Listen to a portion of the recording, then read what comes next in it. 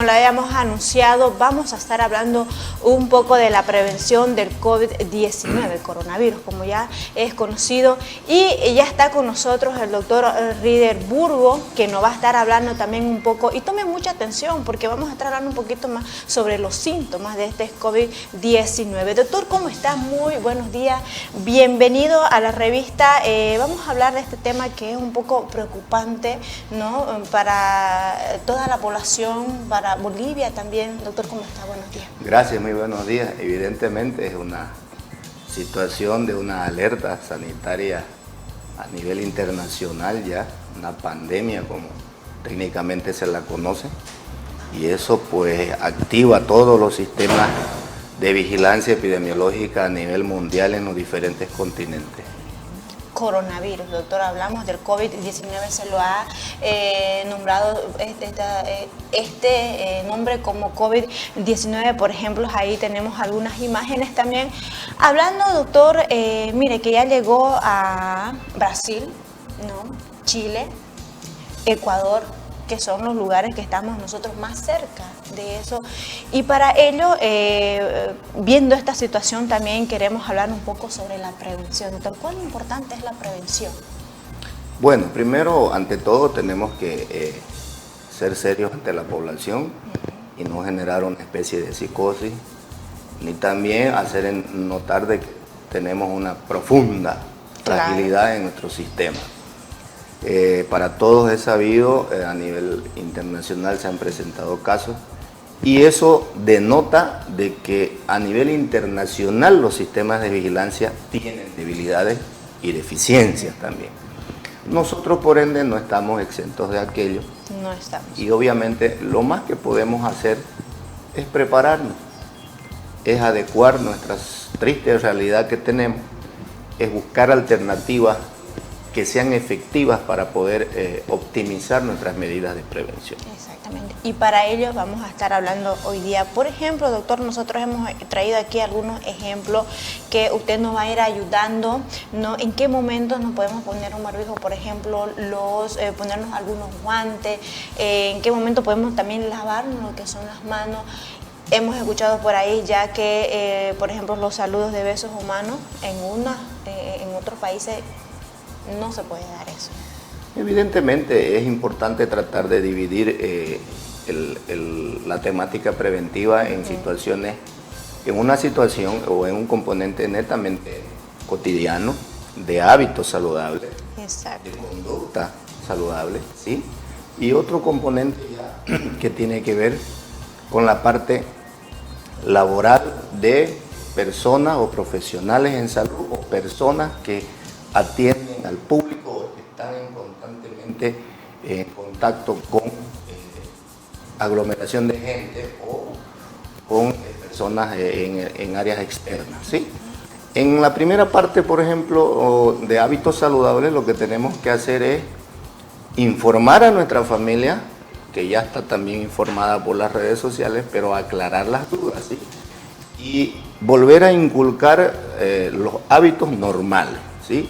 El lavado correcto de las manos, exacto, antes, durante las refeiciones, o sea, los alimentos, durante el uso de los sanitarios, ¿sí? El realizar el lavado de las manos cuando se manipule algún alimento, cuando se manipule la higiene también dentro de lo que es los servicios de la casa y demás. Exacto. Y obviamente transmitirle a los niños el adecuado lavado de las manos. ¿Sí? Por ejemplo, aquí tenemos, vamos a hacer un ejemplo, doctor, tenemos aquí lo que es el agua, nos hemos traído para poder darle una demostración. Lavado de manos con agua y jabón, ¿puede ser suficiente, doctor? Así es, ya está comprobado, científicamente es un virus afortunadamente muy sensible a los agentes antisépticos, ¿sí? Y obviamente una buena higienización nos disminuye en un importante porcentaje la probabilidad de tener presencia del virus en las manos. Exactamente. Aquí el recipiente de agua lo tenemos, lo único que hacemos es meterla a la mano. Por ejemplo, yo voy a hacerlo, lavarlo nuestras manos, jabón, no olvidarse de lo que es el jabón, podemos ponernos por aquí también. ¿Estamos en lo correcto? Sí, primero hay que lavarse la parte interna, luego las partes del dorso de la mano, ¿sí? Con una cierta fricción, ¿sí? Luego nos vamos a las partes interdigitales, ¿sí? Tanto derecha, volvemos al lado izquierdo, ¿sí? Nos lavamos de esta manera, luego nos vamos a las muñecas, ¿sí? Y finalmente a la parte de las uñas. Si es que hay condiciones en el domicilio, tenemos gente adulta, tenemos niños, que son los grupos etarios más vulnerables, pues podemos utilizar también el alcohol en gel, que se encuentran en las diferentes distribuidoras a un precio relativamente accesible. Pero si tenemos estos grupos de riesgo, sí tenemos que utilizarlos, ¿sí? Podemos utilizar una toalla externa, ajena a la toalla que se puede utilizar para el cuerpo, y tenerla de manera individual, ¿sí? O lo que se recomienda también es el uso de las toallas papel, que son desechables, ¿no? Que también no tienen un costo tan exagerado, y podemos ponerlas en los sanitarios en nuestros domicilios, ¿sí? O en nuestros baños para las visitas que tenemos en algunas casas. Exactamente, esas son algunas recomendaciones. Por ejemplo, aquí también tenemos lo que es el jabón en líquido, sanitizador de manos también. Igual es algo que tenemos que tener en cuenta, ¿no? Tomar en cuenta también sobre eso. Doctor, pero háblenos un poco sobre los guantes. Bueno, esa es la otra parte, ¿no? De lo que hablábamos al inicio de la entrevista, de que dentro del sistema ya de salud y de algunos sistemas en relación a la atención al público, como son las entidades bancarias, las entidades de formación vocacional, las universidades y demás, también deberían accionar sus niveles de prevención, ¿sí? Me imagino que ya en los próximos días se estarán exigiendo de alguna manera de que se llegue a cumplir la disposición emitida por el servicio departamental, que es el ente rector que tenemos nosotros. En el área de atención al público y en diferentes niveles, obviamente hay diferenciaciones, tanto del equipamiento, del material, como de las medidas propias de bioseguridad que se llama, ¿sí? Entonces nosotros, por ejemplo, en establecimientos de salud, aparte del adecuado lavado de manos, la higienización con el antiséptico, utilizamos los barbijos, ¿sí? Y en algunas áreas los guantes, para que actúen como un método de barrera. Eso no quiere decir de que no tenemos que prestar adecuada atención a algún paciente que ingrese al establecimiento con signos y síntomas sospechosos, ¿no? Nosotros, particularmente en mi centro, ya desde la semana que estamos, hemos instruido a que se empiecen a utilizar las primeras medidas de barrera y de protección también en cuanto a la higienización. ¿Qué son estos, no? ¿Qué son sí, los guantes se utilizan principalmente en servicios de salud. Y aquí también tenemos el barbijo. Doctor, ¿el barbijo hay alguna diferencia con los otros, por ejemplo? Bueno, hay diferentes tipos de barbijo. Este, por ejemplo, es un barbijo de los más comunes, ¿sí? Que no tiene un sistema de filtro que te pueda garantizar el 100% de impermeabilidad o de protección de barreras, ¿sí? No es el específico para un profesional en salud. Pero sí puede ser utilizado en el domicilio cuando tenemos algunas personas, familias o niños, digamos, que están cursando con un cuadro gripal, ¿sí?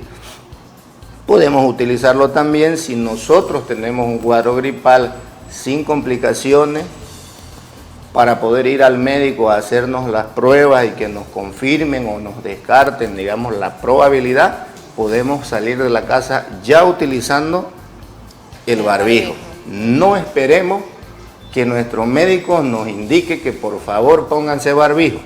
Eso ya tenemos que traerlo desde la casa si es posible, ¿sí? Y en la medida de lo necesario, pues hemos solicitado nosotros el otro tipo que se llama el N95, que es un barbijo mucho más específico para el personal de salud y que ya hemos hecho las solicitudes correspondientes. Doctor, hablemos de esto, el saludo de mano. Estamos acostumbrados nosotros, por ejemplo, a llegar a un lugar, ¿no? Saludar, ¿cómo está? Buenos días, besos en la mejilla. Eso, dejar de hacerlo, ¿eso es una medida de prevención también, doctor? Bueno, lo primero que tenemos que hacer es orientar a la familia. ¿Sí? Dejar de lado un poquito los WhatsApp, los celulares en la hora del almuerzo y en el intervalo del almuerzo, pues aclarar, preguntar, verificar si alguien de la familia está con algún signo o síntoma gripal. Es la puerta de entrada, ¿sí? Y si lo tenemos, pues tratar de internamente ya alertar a todos los componentes de la familia de que tenemos al abuelito tosiendo, que hay que llevarlo porque está con una fiebre alta, está con rinorrea, está con mucha cefalea y ha decaído rápidamente el abuelo. Entonces, ese paciente adulto mayor es un paciente con alta vulnerabilidad y necesita una atención inmediata. Entonces, a partir de ahí, ya tenemos que accionar nuestras medidas de prevención dentro de la casa, ¿sí? Insistirle a los niños, no me van a estar tosiendo en las manos, tosan en el pliegue del codo, ¿sí? Lávense de manera rápida las manos, ahí hay el alcohol en gel, tratar de poner 1, 2, 3 alcoholes en gel en la casa, en la vivienda, para que tenga accesibilidad los componentes de la familia a utilizar el alcohol en gel de manera más frecuente, ¿sí?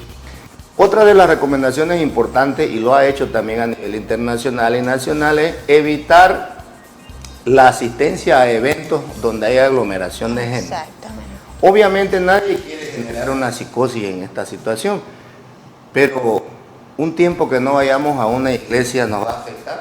No, nuestra fe sigue, podemos orar en la casa, podemos meditar en la casa, podemos seguir la palabra de Dios también en nuestros domicilios, ¿sí? El asistir a unos eventos como conciertos, una cosa, otra cosa, lo hará la persona que tenga la predisponibilidad de hacerlo. No están obligadas las personas a ir. Tampoco podemos generar psicosis de que no vayan, ¿sí? Pero siempre se incrementa el riesgo de enfermar en esta situación que vivimos hoy. Una pandemia que nos tiene a Bolivia rodeados actualmente, lamentablemente, pero se veía venir, con casos positivos ya confirmados en Brasil, Chile, Ecuador y Argentina. Imagínense, y nosotros no estamos muy lejos de poder, por ejemplo, tener eso aquí en nuestro país. Hay cumpleaños, por ejemplo, de uno de nuestros niños, pues felicítenlo pues al cumpleañero con videollamadas, qué sé yo, y no lo llevemos a nuestros niños para que haya una exposición innecesaria. Eso no implica de que el niño no pueda asistir a sus actividades educativas. No tiene que asistir. Obviamente no podrá asistir este niño si es que presenta signos y síntomas de un cuadro gripal. Exactamente. Y esto, por ejemplo, doctor, hablemos un poquito sobre los síntomas. Creo que tenemos un poquito de tiempo. Hablemos un poquito sobre los síntomas, doctor, sobre esta situación. Bueno, se ha hecho mucha paranoia en relación al COVID-19, ¿no? Y vemos una serie de especialistas a veces dentro de las redes sociales que lo explican de una manera más sencilla. Alguien decía, y de manera muy didáctica, es una gripe fuerte. Pero si le afecta a personas que tienen patología predeterminada como una diabetes, una enfermedad pulmonar obstructiva crónica, un asmático, un cardiópata que tenga problemas de insuficiencia coronaria, que tenga problemas cardíacos serios, valvulopatías y demás, obviamente el impacto de esa carga viral va a ser mucho más agresiva, ¿sí?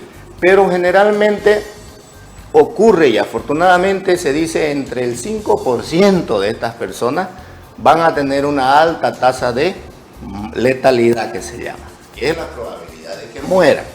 El otro, el 95%, son personas que van a tener un curso determinado de la enfermedad, ¿sí? Con signos y síntomas de una gripe bastante agresiva, fuerte, pero que no van a llegar a un cuadro neumónico o una insuficiencia respiratoria por un cuadro neumónico, ¿sí? Claro. Entonces, ¿qué tenemos que estar pendientes? El niño amaneció con una fiebre intensa, cefalea, decaimiento general, ¿sí? Rinorrea profusa, o sea, el moquillo que llaman a veces las madres, está moqueando mi hijo cada rato, doctor, y no durmió anoche. Ya, pendientes a eso. La dificultad respiratoria, no esperemos llegar a verlos a nuestros niños ya sin poder respirar. Tenemos que darnos cuenta que nuestro niño no está que está tosiendo, que está con fiebre, ¿sí? Tampoco lo podemos descuidar al abuelito, tenemos que ver el abuelito cómo está también, ¿sí? Exacto. Y obviamente... Porque ellos son los grupos más vulnerables. Exactamente, y en la medida de lo posible, pues, no vayan y se automediquen como en algunas otras situaciones, ¿sí? Y aquí también va un llamado de atención para algunos regentes farmacéuticos que se las dan de médicos, ¿sí? Y empiezan a recetar antitusivos, empiezan a recetar antigripales y se dan el lujo de recetar hasta para niños, para adultos, para todo el mundo. Por favor, respetemos la rectoría. El CEDES ha indicado cuál es el flujo de atención que se debe de tener. Llévenlo a un establecimiento de salud.